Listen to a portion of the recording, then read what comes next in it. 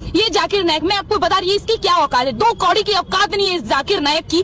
ये बड़ी स्टेज पे चढ़ के एक हिंदू जिससे बिस्मिल्लाहिर्रहमानिर्रहीम, अस्सलाम वालेकुम दोस्तों खुशबू पांडे जिसका कहना था कि डॉक्टर जाकिर नाइक साहब ने हमारे भगवान श्री कृष्ण का मजाक उड़ाया है और उन्होंने कहा है कि उनकी 16,000 बीवियां थी और वो अपनी तकरीर में अपने जलसे में बताते हुए मजाक उड़ा रहे थे। तो इसकी हकीकत क्या है जानेंगे कि आया डॉक्टर जाकिर नाइक साहब ने ऐसा किया था। तो क्लिप दिखाने से पहले मैं आपको बता दूं कि इनकी ही किताब महाभारत में लिखा है कि श्री कृष्ण की 16,108 बीवियां थी। तो आइए देखते हैं वो क्लिप भी और इसके बाद डॉक्टर जाकिर नाइक साहब भी इसके बारे में बताएंगे कि असल हकीकत क्या है। तो आइए वीडियो को स्टार्ट करते हैं। ये जाकिर नायक, मैं आपको बता रही हूँ इसकी क्या औकात है। 2 कौड़ी की औकात नहीं है इस जाकिर नायक की। ये बड़ी स्टेज पे चढ़ के एक हिंदू जिससे अपने धर्म को, अपना धर्म नहीं पसंद आ रहा था, एक कोई हिंदू था जिसे अपना धर्म पसंद नहीं आ रहा था, वो कह रहा था कि मुझे इस्लाम धर्म में आना है, मतलब मुसलमान, मुझे खतना करवाना है, ठीक है।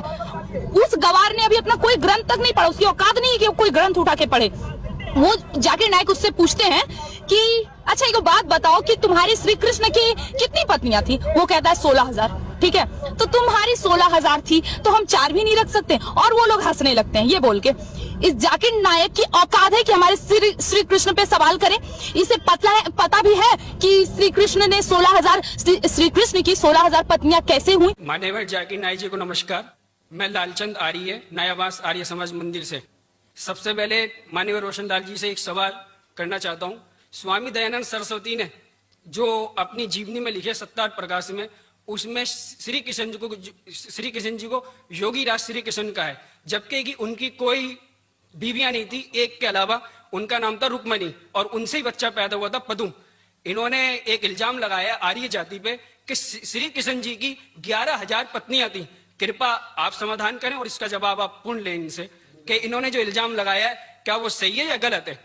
जवाब के लिए इंशाल्लाह मैं हाजिर हूँ। इधर सवाल मुझसे पूछा जाएगा इंशाल्लाह। शंकराचार्य अगर चाहते मैं जवाब के बाद इजाफा करना चाहते मैं उन्हें दे दूंगा इंशाल्लाह। मैं भी तालिब इल्म हूँ अल्हम्दुलिल्लाह, सिर्फ कुरान का नहीं, वेद का भी, महाभारत, रामायण।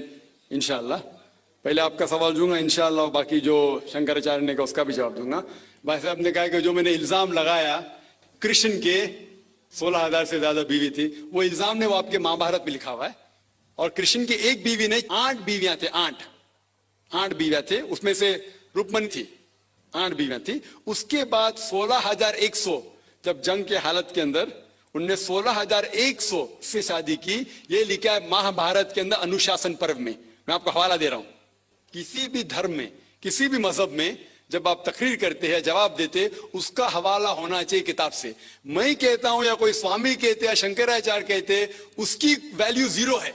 मैं कुछ कहता हूं इस्लाम में, उसकी वैल्यू 0 है। मैं हवाला दूंगा कुरान और सही हदीस का। तो मेरे तकरीर में जितनी भी मैंने बात इस्लाम के मुतालिक की, उसका हवाला दी। चैप्टर नंबर सूरह माइदा, चैप्टर नंबर 5 वर्स नंबर 1, या सही बुखारी वॉल्यूम नंबर 4 हदीस 46। तो ये जो हवाला मैं दे रहा हूं, ये महाभारत में लिखा हुआ है अनुशासन पर्व में कि श्री कृष्ण ने 16,100 एक साथ में, 8 पहले थे, तो वो 8 को जुड़ के कुल मिला के होते हैं 16,108। तो 16,100 साथ में उन्होंने की। वो जंग के हालत में जब कई लोग मारे गए, तो उस हालत में तो ये इल्जाम नहीं, हकीकत है। अगर आप समझते ये गलत है तो आपको महाभारत में नहीं मानना चाहिए। और जो लोग ने अभी तकरीर किया, मैं तकरीर के बाद माशाअल्लाह जब शंकराचार्य ने कहा और शुरू किया, उन्होंने पूरी तकरीर में एक अरबी की आयत की तिलावत की, आयत या अरबी बोले कलमे की तिलावत की, और एक संस्कृत की तिलावत की। और कई लोग ने जब उन्हें कहा ला इलाहा इल्लल्लाह मुहम्मद रसूलुल्लाह, जब उन्हें कहा कलमे शहादत ला इलाहा इल्लल्लाह मुहम्मद रसूलुल्लाह, बहुत लोग ने ये समझा होगा कि जो कह रहे हैं शंकराचार्य वो मुसलमानों को बहलाने के लिए कह रहे होंगे।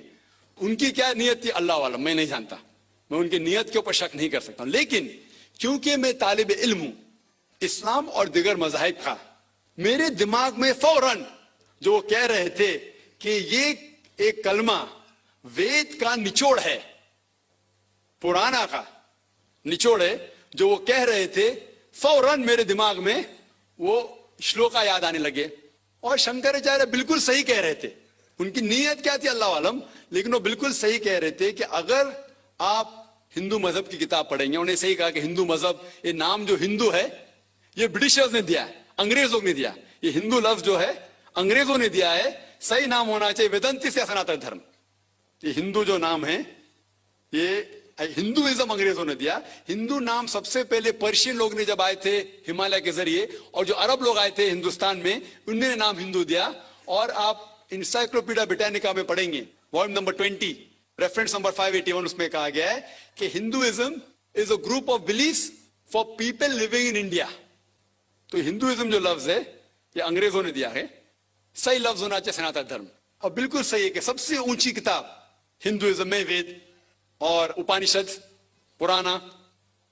अगर आप पढ़ेंगे छंदोग्य उपनिषद अध्याय 6 सेक्शन नंबर 2 श्लोका नंबर 1, उसमें लिखा गया है एकम एविदित्यम, भगवान एक ही है, दूसरा नहीं है। श्वेताश्वेतार उपनिषद में लिखा हुआ है अध्याय 6 श्लोका नंबर 9 में, नाच्यस्य कशिज जनिता न चदीपा, ये संस्कृत कोटेशन है।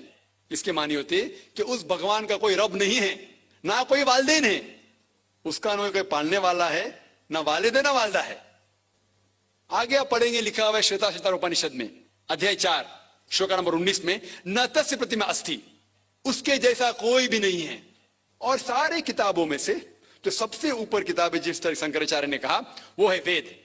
और 4 वेद है, ऋग्वेद, यजुर्वेद, सामवेद और अथर्ववेद।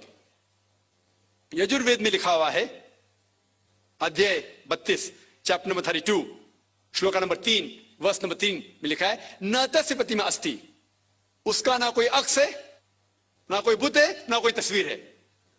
उस भगवान का ना अक्ष है, ना तस्वीर है। और आगे लिखा हुआ है यजुर्वेद में अध्याय 40 श्लोका नंबर 9 में, अंधात्म प्रविशंति या असम्मुति उपास्ते। अंधात्म अंधकार, प्रविशंति मतलब अंदर जाना। वो लोग अंधकार में जा रहे हैं जो लोग असंभूति की पूजा करते हैं। असंभूति मतलब कुदरती चीजें, हवा, आग, पानी। जो लोग कुदरती चीजें की पूजा करते हैं वो अंधकार में जा रहे हैं।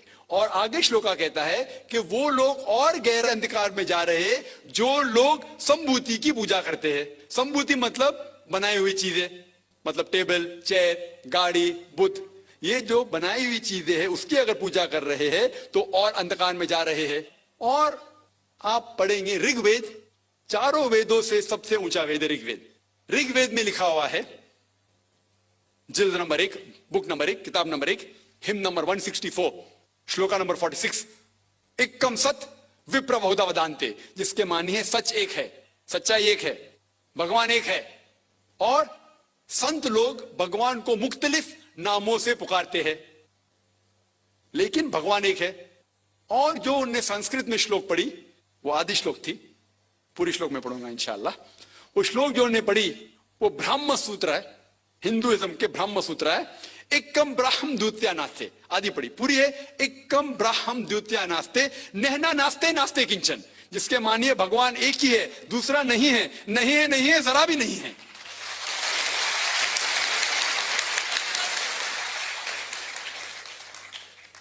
ये पूरा ब्रह्म सूत्र है। वक्त की किल्लत की वजह से उन्हें आधा पढ़ा और मुझे ऐसा लग रहा था जैसे कि उनने मेरी एक तकरीर सुनी जिसका मौजू है similarities between Hinduism and Islam, Hinduism और इस्लाम में यकसानियत। ये हो गया पहले पाठ कलमा का, ला इलाहा इल्लल्लाह, ना कोई माबूद है अल्लाह के सिवा। अभी दूसरे पाठ है मोहम्मद सल्लल्लाहु अलैहि वसल्लम, मोहम्मद रसूलुल्लाह, मोहम्मद सल्लल्लाहु अलैहि वसल्लम रसूल है।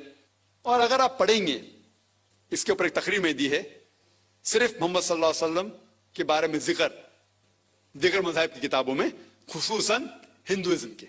तो दोस्तों ये थी आज की वीडियो काफी लंबी थी लेकिन वीडियो का मकसद तो पूरा हुआ। मतलब कि जिस तरह खुशबू पांडे ने कहा कि डॉक्टर जाकिर नाइक साहब कहते हैं कि श्री कृष्ण की 16,000 बीवियां थी, तो 16,000 नहीं बल्कि 16,108 बीवियां थी जो कि आपकी ही किताब महाभारत में लिखा हुआ है। तो ये कह रही थी कि 16,000 बीवियां थी, मतलब कि इसने खुद ही महाभारत नहीं पढ़ी। अगर इसने किताब पढ़ी होती तो इसको पता होता कि 16,000 नहीं बल्कि 16,108 बीवियां थी। तो उम्मीद करते हैं कि वीडियो अच्छी लगी होगी। ऐसी ही इंफॉर्मेटिव और इस्लामिक वीडियोस के लिए जिन्होंने अभी तक चैनल को सब्सक्राइब नहीं किया वो चैनल को सब्सक्राइब कर लें।